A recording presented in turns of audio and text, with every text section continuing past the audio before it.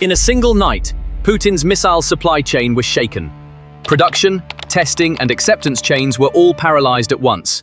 What's more, these were Kh-32, Kh-101, and Kh-59 missiles. Each of them was located more than 1,000 kilometers behind the front lines. This was no ordinary Ukrainian retaliation. Ukraine had targeted two high-value Russian factories. One was a testing facility for high-pressure gas systems, while the other was a sensitive production plant for guidance and control units. So how did Ukraine paralyze Moscow's missile industry in a single night?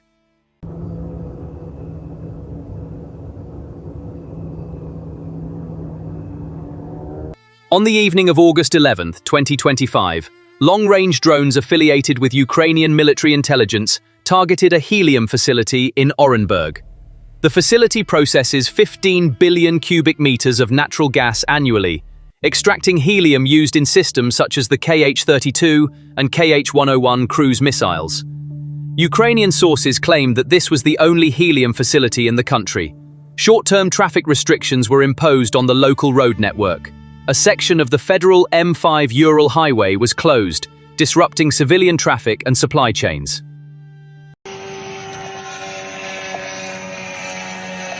On the same night, drones affiliated with the Ukrainian security service struck a missile component factory in the Arzamas region of the Nizhny Novgorod Oblast. Here, the K-051 Ateletsil navigation system for the Kh-32 supersonic missile, BDG-1M gyroscopes for the Kh-101 cruise missile, and ASL-1 firing systems for the Kh-59 are produced. These are key components of Russia's long-range missile arsenal and are already in short supply. The operation's backbone remained intact because the target was clear. The rule of 1 to 3 attack drones per target was not violated. Multiple platforms in the terminal phase mean unnecessary risk. A small number of platforms targeting the correct modules means a more consistent effect. Liutyi was chosen as the deep target. Thanks to the integration of the global navigation satellite system and the inertial navigation system, deviation was kept to a minimum even on long-range routes. It transitioned to a soft dive in the terminal phase. It targeted critical equipment with warheads in the 50-75 kilogram class. Bober, thanks to its ramp launch profile, deployed without a runway and tested the weak points of the electrical control system with a 20-kilogram payload. The thermal imaging and operator control window introduced in the latest upgrades make it easier to locate the correct panel, cable gallery, and OG cell. How are they managing with such intense electronic jamming? Is a natural question. The answer is simple. The jamming effect is neutralized by the INS and terminal visual control. Low-altitude flight also reduces the radar horizon. This technical framework fits the nighttime construction preference for low volume but high accuracy. The Orenburg leg was a critical test. 3 Liutyi entered 3 separate weak points. These points were the compressor island, cryogenic lines, and the filling ISO container yard. There was no rush to prevent a major explosion. The aim was to disrupt the test acceptance rhythm, with short but effective stoppages. 2 medium-intensity explosions on the cryogenic and compressor sides, combined with a third hit, trigger the safe restart processes. These processes are measured in days, not hours. In addition, leak tests, pressurization, and inert purge steps are repeated before each restart. At the end of the night, a picture emerges that is of great military significance, but only partially visible to the civilian eye. Even though the facility appears to be operating, quality cycles on the production and testing side fall behind. The information that the target in Orenburg was a helium facility was provided by Ukrainian intelligence sources. On the same night, official statements were made regarding drone jamming across the country. The answer to the question, is helium really that important, is clear. Helium is the silent but essential gas of the rocket and missile world. It pressurizes fuel and oxidizer tanks. It safely performs the inert purge of lines and tanks. It makes leaks visible in leak tests. It circulates without contamination because it remains inert even under cryogenic conditions. For this reason, it is the standard pressurizing and purge medium in many engine line designs. There are alternatives, but they do not work with the same efficiency and safety. This scientific framework has been described for years in open technical literature and agency statements. Therefore, even a short interruption in the helium line is enough to disrupt the test acceptance cycle. This is what Orenburg's move was playing on. The aim was to disrupt the rhythm by disrupting the verification steps, not production. In this context, the question arises, but doesn't Russia have liquid helium production in Amur? Can't it cover the shortfall from there? Amur GPP has announced regular shipments via ISO containers since 2023. This technically weakens Orenburg's position as the sole source. However, shifting the supply source increases friction. Distance, insurance, internal transportation, purity pressure regimes, and quality acceptance synchronization. This means delays in the delivery schedule. That's how the engineering worked at night. The Arzamas branch focused on guidance and precision electronics. 2 Liutyi were sufficient. The goal here was not to pour concrete, but to shake the calibration accuracy. The claim that the facility is linked to control gyroscope equipment used in the KH-32 and KH-101 families has been circulating for some time. Sanctions lists and open-source product portfolios support this match. That night, the regional governor reported 1 dead and 2 injured. This indicated that the shift schedule was active and the calibration acceptance chain was caught in action. For those asking, what difference does 1 or 2 hits make? The answer is clear. If the cleanroom regime is compromised, smoke and fire suppression residues enter the room, and revalidating the same room can take weeks. Stabilizing the accuracy level of an IMU is harder than rebuilding a wall. That was the goal for the night. In the Nizhny industrial belt, the Bober trio was deployed to expand the defense horizontally. An OG cell, a control cabin, and a short cable gallery were selected. The loads remained in the 20-kilogram class. The goal was not to measure failures in hours.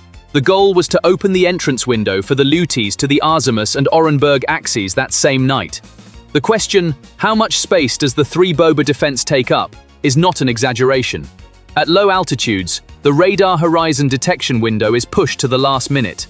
The density of turreted and roofed pantsirs around Moscow is well known, but it is expensive to set up the same thickness of umbrella in the provinces. On the same night, multiple UAV announcements on the Moscow, Tula, and Nizhny axes showed that defense resources were divided horizontally. The cost asymmetry is simple. Cheap attack vehicles wear down expensive interceptors in terms of time and stock. The pressure of the night came from here. We have clarified the tactical framework up to this point, but why are 2 veins so strained with so few vehicles? The answer lies in the nature of verification and acceptance. If there is no helium, testing waits.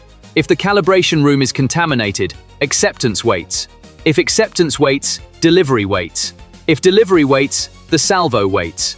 This chain extends ring by ring. A single night's delay disrupts a week's plan. The Russian side highlights the number of downed UAVs the next day, but small deviations in the delivery schedule are reflected in the public eye without being calculated. This is where the political value of this night comes from. The aim is to put pressure on the planning cycle. Let's ask, but what will this pressure cost Putin? Before answering, let's look at the production environment and economic ground. Russia has ramped up its production of missiles and long-range munitions over the past 2 years. This is indicated by both evidence on the ground and open-source statistics. But this production surge is not unlimited. Most subsystems rely on microelectronics, optics, bearings, CNC machining, and software-controlled equipment. Some of these areas still rely on imports, and China's weight in import channels is obvious. The US and the EU have launched waves of sanctions covering Chinese companies starting in 2024, with machine tools and microelectronics being particularly targeted. Open-source analyses and official statements indicate that in the final quarter of 2023, the majority of Russia's machine tool imports originated from China, with China's share in the microelectronics sector reaching 90%. Efforts were made to slow this trend in 2024 and 2025. The EU also listed Chinese companies in its 14th and subsequent packages. Nevertheless, trade data showed that total China-Russia trade reached a record high in 2024. There are signs of a slowdown in the first months of 2025, but the overall picture continues to be one of substitution from China. The question is, will this line repair every break in the production testing acceptance rhythm immediately? The answer is often no, because it's not just about parts, it's also about processes and verification. That was precisely the target of the night. How does Russia's labor force picture affect this rhythm? In 2025, official unemployment fell to 0.3%. This looks like a nice indicator, but in practice, it means that it is impossible to find workers. The central bank and members of the government have spoken openly about labor shortages. Wages have risen, inflationary pressures have increased, and companies have tried to increase productivity by investing in equipment. But productivity gains take time. At the same time, pressures have emerged on the migrant workforce.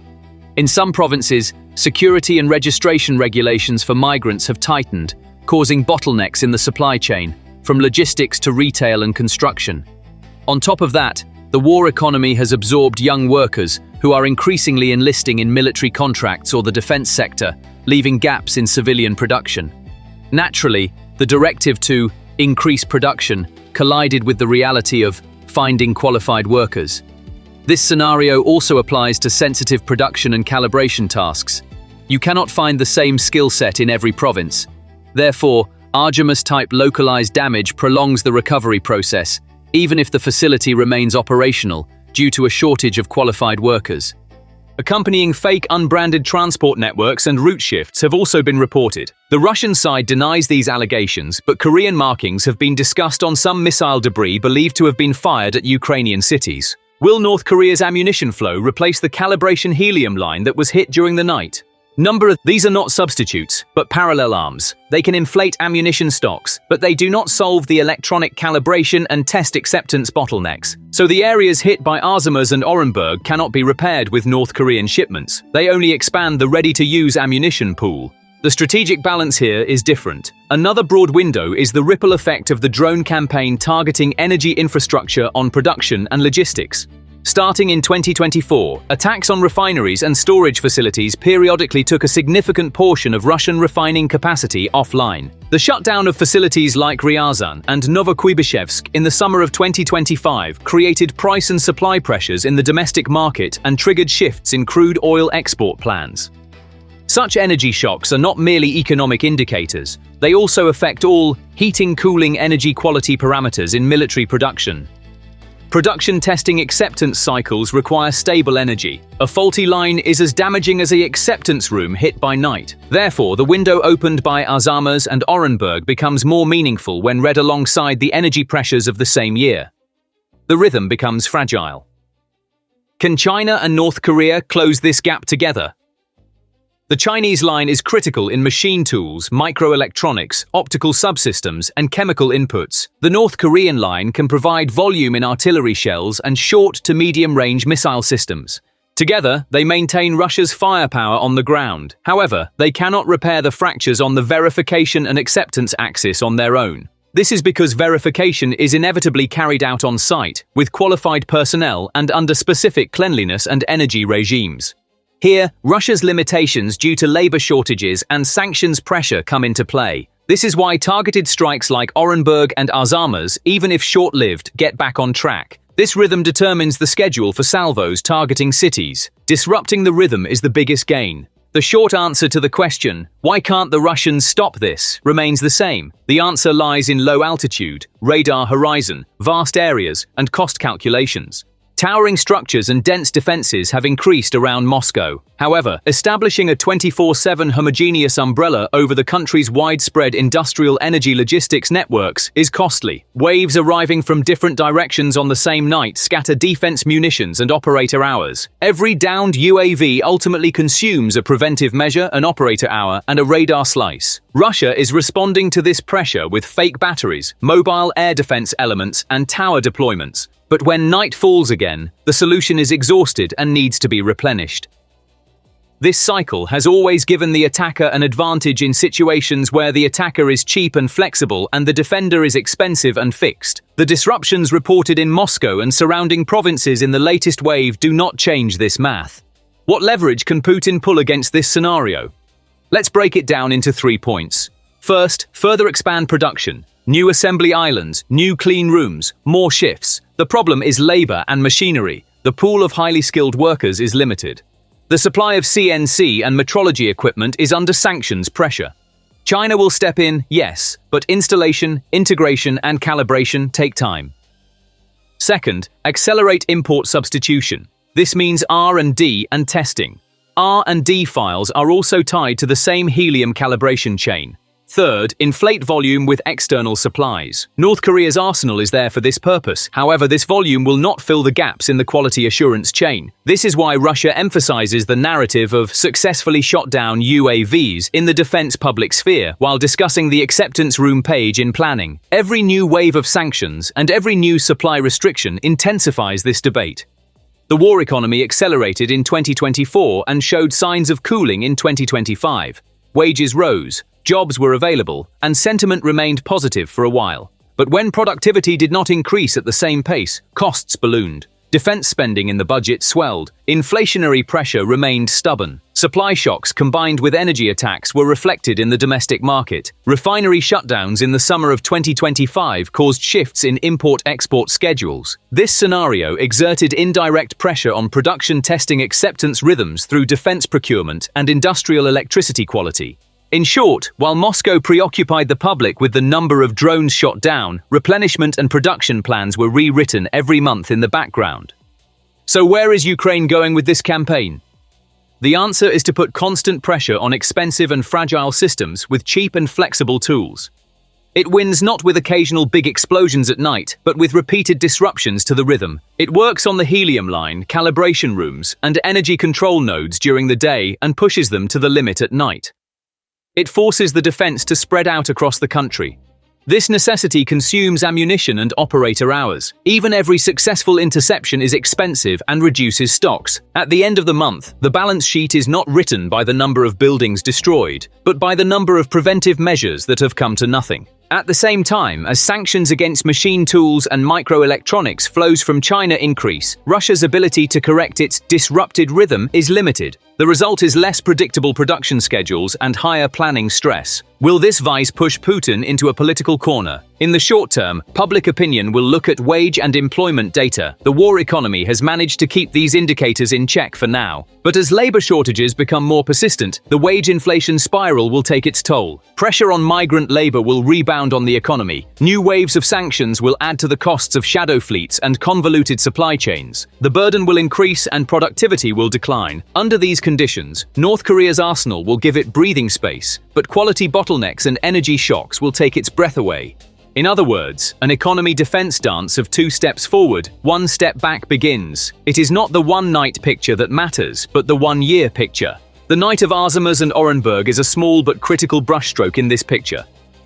Let us also ask the question, has Russia not increased its missile production? How much will this strike disrupt the rhythm of the people? Yes, there is an increase in production. New plant expansions, doubled lines, and increases supported by external supplies have been reported. But the increase is not unlimited. As the gap between planned capacity and the quality acceptance rhythm widens, a situation arises where there is stock but few approved products. Moreover, Western-made components, software control solutions, and precision machine tools still play a critical role. The Chinese connection partially closes this gap, but integration is delayed as sanctions and control lists become more severe. The basic reality remains unchanged. The production page does not win on its own. If the acceptance page does not accompany it, the salvo calendar will again be delayed. If this pace continues, the Kremlin will face an impossible choice: either weaken its defense further or watch the foundations of its military-industrial base crumble. How do you think the process might unfold?